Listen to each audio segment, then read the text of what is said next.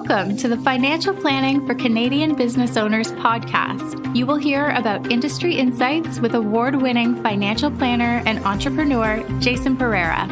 Through the interviews with different experts with their stories and advice, you will learn how you can navigate the challenges of being an entrepreneur, plan for success, and make the most of your business and life.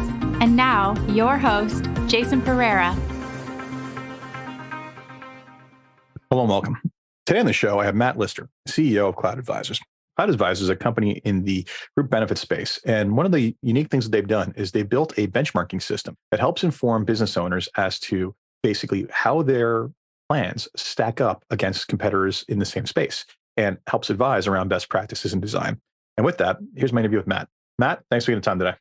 Thanks for having me, Jason. Great to be here. Good. So Matt, tell us a little bit about what it is you do. Yeah, so Cloud Advisors is Canada's employee benefits marketplace. And as you talked about, our benchmarking service has been our sort of hallmark feature from day one. So we essentially show employers how their benefit plans stack up. So we know that the number one reason why employers have benefits in the first place is to be competitive. And what we've done is democratized access to benchmarking data. So we show them how their current programs stack up by industry, region, group size, as well as how they can improve their program. And we make that service available through our advisor partners to all employers right across the country. Excellent. So let's dive into that. So, benefits programs, right? These are a key consideration of compensation for most employers out there, for a majority, I would say. And everybody, one of the check boxes that everybody looks for when they're getting hired is, hey, do I have a benefits program? And that can be both retirement and insurance we're talking about here, not just one, right? That's right. So beyond the, what am I going to pay you as a salary? It's the, what other things am I going to give you? And basically, and these are the two big ones.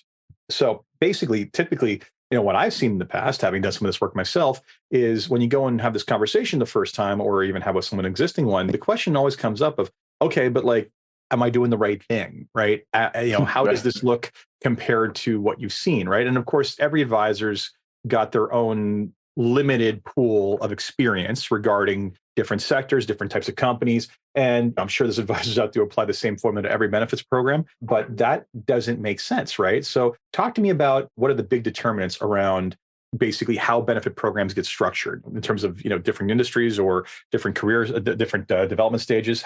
What are the big factors that should be impacting how a plan is designed? Yeah, great questions and lots to unpack there. We see about numbers about 80% of employers in Canada that offer some type of employee benefits package. And just to reinforce what you said about the benefits and the retirement plan, be it a pension or a matching RRSP, from the employer's perspective, it's all one employee benefits package. And increasingly today, that is more than just traditional benefits and retirement plans. There's all sorts of other wellness offerings and things that can be tied into that. So while you also mentioned that the advisor has maybe a limited view of based on their experience and the industry or sector that they work in, the employer generally has an even more limited view of based on their experience. And you can just simply go around and ask some of your friends, hey, does your company offer benefits? What does that look like? And you won't get much past the name of the provider.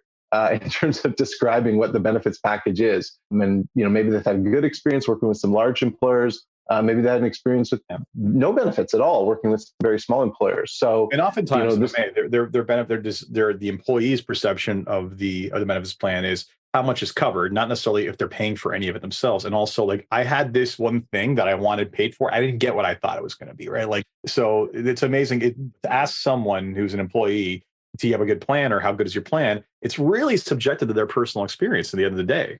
Yep. Yeah, absolutely. Personal story. When I started in the industry, my dad had spent most of his career working for a public crown corporation with incredible, robust benefits. And so his sort of opinion was well, don't most employers have amazing benefits?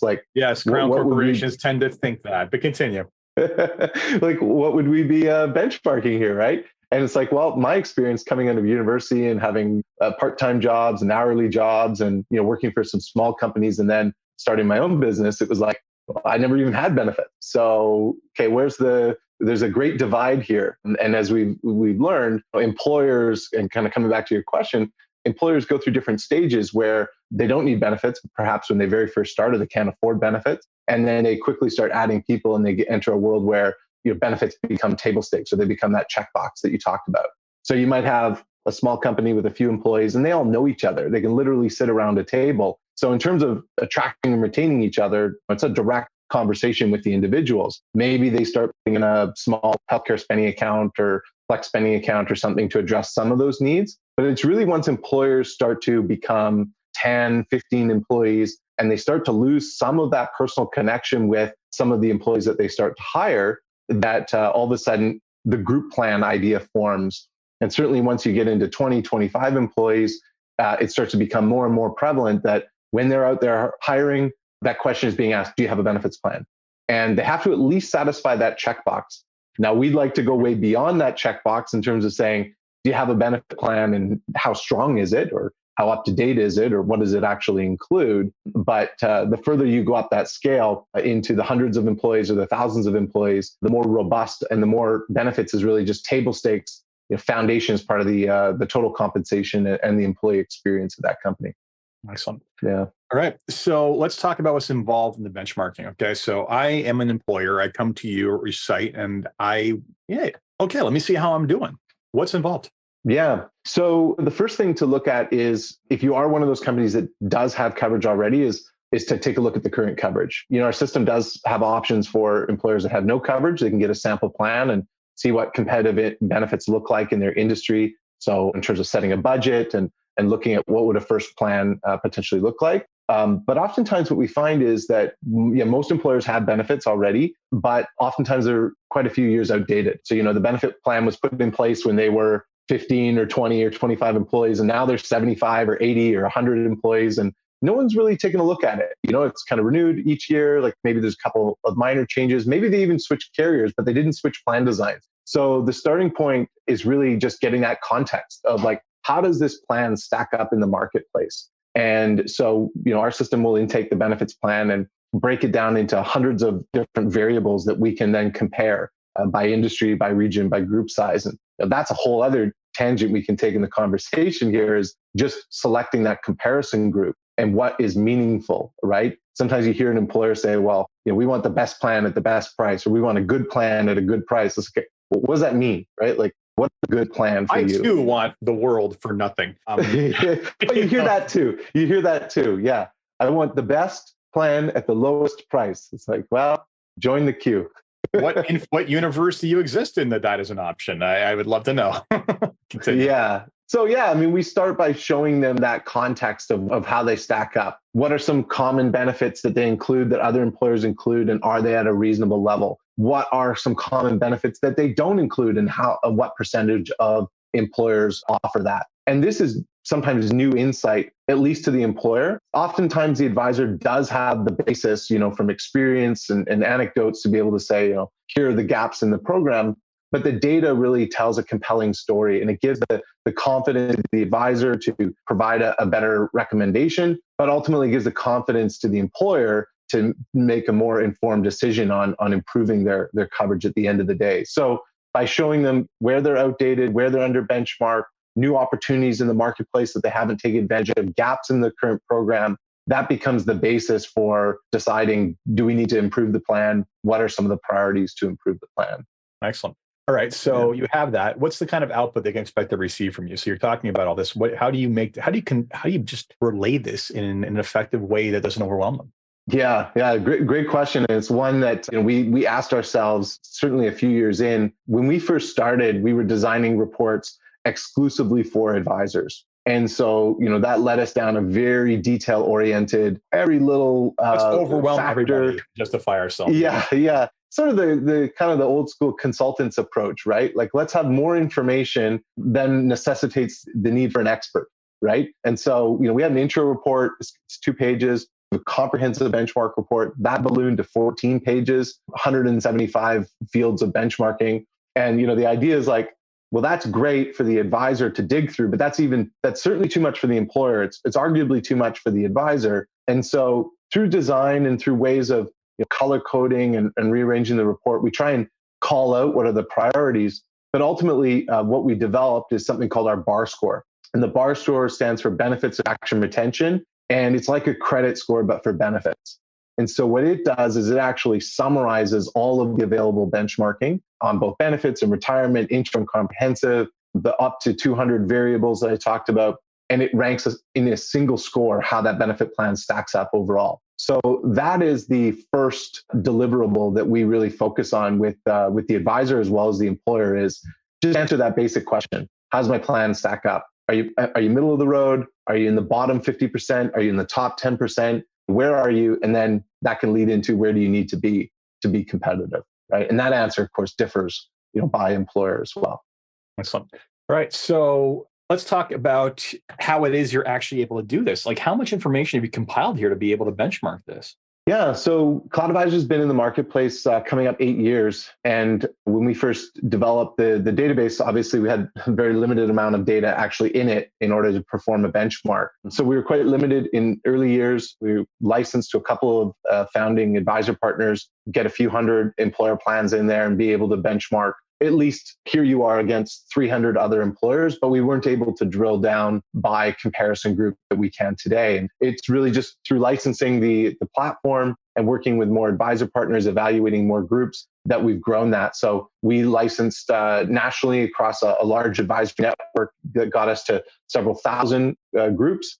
And today the database sits at about 15,000 employee benefit plans. Now each plan may have multiple classes. So it's well over 40,000 benefit plans, if you think about it, in terms of the different classes and stuff that we can benchmark against. And that's just current client information, because we also benchmark prospective clients for advisors. We benchmark older plans or proposed plans or other things that aren't included in the benchmarking database. But year to date, I think an estimate is that we've probably looked at 100,000 different benefit plans in the last number of years. And that's the data that ultimately we filter down to the 15,000 current plans that we make available for benchmarking today. Excellent. Yeah. So plenty of data, enough to justify. The question becomes, or at least to rationally be able to do so. All right. So talk to me about basically a company, basically any company who's got benefits or looking to get benefits, looking to improve before they go to it. Like, what are the key considerations for how they should differ? I mean, I mentioned size and industry. Talk to me about how drastic those two factors can impact someone's plan design. Yeah. So, I mean, there's kind of two ways you can sort of approach this. You can look at a company that doesn't have benefits, like how should they look at setting one up to start with, or looking at their current coverage and how should they go about evaluating it. And I kind of touched on the comparison group capability. Now with 15,000 groups, we can look specifically at a particular industry, region, and group size. And so the bar score is a great place to start. It's a national ranking that shows them overall against all 15,000, how's their plan stack up.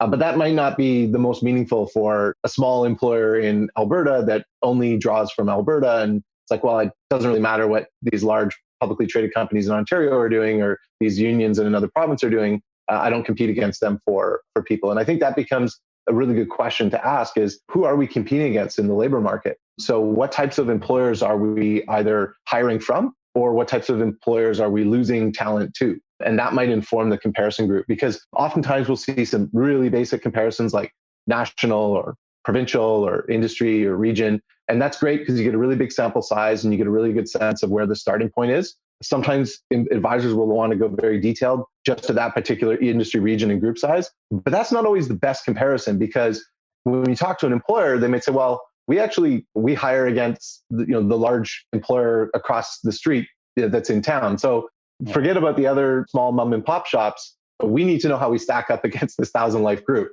right? Or we need to know how we stack up. We offer remote work. Right? Like remote work. Yeah, that's remote work is a great one. With COVID, we've seen the geographical boundaries break down. And if you offer hybrid work, remote work, well, I'm not just drawing on labor from within driving distance of my office anymore. I could have an employee in any province in the country or even globally. So now it's like, well, now I do want to look at national and I just want to look within industry. Other times, maybe I'm hiring for office staff or management or other roles that are cross-functional across industries, and the industry is less important. So I think that's actually a great first starting point with the advisor and the employer, is to ask, like, how competitive is the current plan today, but who do they need to compete against? And where can they strengthen the plan such that They are giving the confidence to their current employees that, hey, we've benchmarked our plan. We've got a great benefits plan. We've made sure that it's competitive within market. And that kind of dissuades employees from checking if the grass is greener on the other side type mentality. And then equally, when they're hiring, they can go beyond the checkbox and say, hey, we've got a very strong benefits plan. It's benchmarked against these industries or all employers in this province, and this is how we stack up. So, we know that we're not just checking a box, that we've got something that's going to be very valuable to you. Yeah. And I think it's one of these things where the employer checks the box because they know they need it. And then it's not something that it's not a day-to-day issue for them and they forget about it. But this is one of those things where it's very easy to spend money in the wrong places if you're not careful. And also just to have something that's just not effective. But it's ever more important the more you grow and the more competitive your landscape. So making sure that you take the time to get the right one is incredibly important. So before we, go back in it before we. So I want to talk a little bit more about the output, right? So we've talked about how you do this and all that. You've got this simplified, but let's talk about the client output a little bit more deeper and how you visualize the actual results. And because I'm looking at your report right now, I think you've done it very cleanly and very, very well. Talk to me about how you do that and how you do that a little bit differently depending on the benefit we're talking about.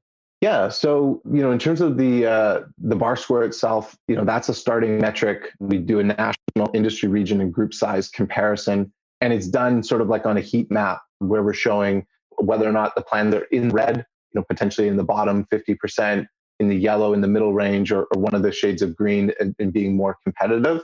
When we dig into the actual benchmarking, we typically organize it by benefits included versus not included on our intro report. So I look at what is the current plan? What do we have today on the left-hand side versus what does the comparison group have on the right-hand side? And one of the things about our reports is we try and make them highly actionable. Just cut straight to the data, give you the numbers that you're looking for, show you the range and coverage that exists out there, and really guide you to here's how your plan stacks up. So we'll do two types of benchmarks. We'll do one of the prevalence of a benefit. So you have life insurance and 95% of these employers have life insurance. You have long-term disability and maybe only 70% of those employers have long-term disability. And then we'll break into the details about that coverage. And of course, the devil's in the details. So you can start to look at what are the highest level factors that people care about. Like, what is the level of life insurance? Is it flat amount? Is it multiple of earnings? And already on life insurance, we're probably talking in more detail than most employers look at, but our system automatically organizes all that information for them from the benefits plan booklet. So we intake all that complexity, we organize it into the report, and then we color code and we match them where their current coverage is to where they sit in the market. And we do it on a quartile ranking. So what that means is we'll show what the bottom 25th or the bottom 25% of the market offers, the middle 50th or the median, what the middle of the market offers, and then the top 75th and the top 25% of the market. And of course, there are outliers. There'll be employers that have like the lowest level of coverage possible on the left-hand side. And there might be employers on the right-hand side that have the highest level of coverage. But the middle 50% range is what most people care about. They want to know, generally speaking, how do we sit in on this mix? And so they'll get this pattern emerging on the page of some stuff is low on the left-hand side, some stuff is high on the right-hand side. And ultimately that can guide them to, here are the gaps in coverage that we can consider. And we'll produce as many versions of that report as the employer needs for the specific comparison group that they care about. So we can do that by industry, region, and group size. Again, you've always got that bar score to summarize everything as well. Excellent. So you also, at the beginning of the show, talked about how you're a marketplace. Now, I know you specifically deal predominantly with agents. You're not an agency yourself. How do you bring the marketplace into the entire conversation in order to enable people to solve this problem, or a problem, if it is a problem, that their package isn't what it should be? Yeah, well, I do think it's a problem. And what we've looked at is benchmarking, and everything we've talked to so far. Benchmarking is like a problem identification machine. You're going to find the gaps. You're going to find the areas that are under benchmark or outdated. So you're going to identify all these problems, things on the left-hand side, the things that are low. And it's only half the equation for the employer, right? Okay, great. You've told me about what all the problems are in my plan. What are the solutions? And so the marketplace really serves to find those solutions for employers. So what we have is we have the benchmarking, which identifies all these problems, and that's the marketplace of data, the marketplace of data about the industry, what other employers are doing, what the trends are, and ultimately what the levels of coverage are out there. Then we've developed this solution marketplace, and the solution marketplace is products and services from vendors across the benefits, retirement, HR, and wellness space. We've got about 500 solutions and growing in there. And what the system can do in the plan evaluation is match eligible solutions directly to that employer. So if they don't have a program like an employee assistance plan, or they don't have virtual mental health services or critical illness or one of these benefits, the system can search the solution marketplace and see, is it available with the current carrier as an add-on solution? Are there other standalone vendors that offer this? And ultimately, what is the rate and what would it cost? And so we'll connect them not just with the vendor and the vendor's information, but we'll actually perform an instant quote and an instant proposal so that the employer has everything they need to, you've identified the problem, you've offered the solution, and we know what it costs. So the advisor and the employer right then in the meeting, especially for some of these low cost, high value items, they can take a decision to add these to their benefits package. And so the solution marketplace exists as another service on platform for our partners and our HR professionals to be able to search by any keyword, what's available in this broad marketplace of employer group solutions. And then it also exists for our software to be able to pick and choose. And commonly, advisors have their preferred solutions, maybe they have exclusive rates, and all of that can be customized on the particular evaluation that the employer gets. Excellent. Yeah. Excellent. So bottom line is that this is a nice little end-to-end solution for how advisors can basically raise the bar for the kind of information they're getting. I mean, the reality is most advisors want to do the right job, but we didn't have the tool set. So great work here. Yeah, thanks. I'll just expand on that, because one of the things that when I started as an advisor in the industry, you would almost hesitate to offer benchmarking. You knew it was valuable, but you also knew that it was manual and it was labor intensive to pull together different data sources and structure a report for the client. And maybe you could only achieve a small sample size when you did it. But if it's valuable to your client, you're going to do it. If it's valuable to a prospect and you might be able to help them and win their business, you're going to do it. And so everything that we do in this industry exists to serve the employer and ultimately their people. And so by automating this, it's now become something that any advisor can freely offer to all of their clients all year round at any point, that any employer can access, and they don't have to go through a high-priced consultant and a long process. We recognize that business owners are busy and they've got businesses to run, and insurance is only a small component of that needs to be done efficiently and effectively and conveniently. And things like our bar score and automated benchmarking allow them to very quickly, like instantly in the first meeting, get a view of how their plan stacks up, how they can improve it, what it would cost to improve it, and they can take a decision from there. So trying to make it as simple and easy for all employers now to get insight on what they could and should be offering their people, and ultimately enhance benefits that Canadians rely on in the marketplace. Excellent. So Matt, thank you so much for taking the time. Where can people find you? Yeah, so we're online. Our website is cloudadvisors.ca. Employers can actually search the marketplace directly through benefits.cloudadvisors.ca and sign up for a free account there. We're also on all major social media platforms. We're very active on LinkedIn and Twitter. You can also find us on Facebook and Instagram and other platforms. So encourage you to connect with us. We've got a great marketing team putting out all sorts of helpful information to the broader HR audience, but not just our benchmarking services, but we host webinars and other things that on emerging trends and topics that I think employers would find a lot of great value in as well. So excellent. That's where we are. Thank you, Matt. Thanks for taking the time. Awesome. Thanks, Jason. So that was my interview with Matt Lister, CEO of Cloud Advisors. If you enjoyed that podcast, as always, please leave a review on Apple Podcasts, SoundCloud, Stitcher, Spotify, or wherever is your podcast. Until next time, take care. This podcast was brought to you by Woodgate Financial, an award-winning financial planning firm catering to high net worth individuals, business owners, and their families. To learn more, go to woodgate.com. You can subscribe to this podcast on Apple Podcasts, Stitcher, Google Play, and Spotify, or find more episodes at jasonpereira.ca. You can even ask Siri, Alexa, or Google Home to subscribe for you.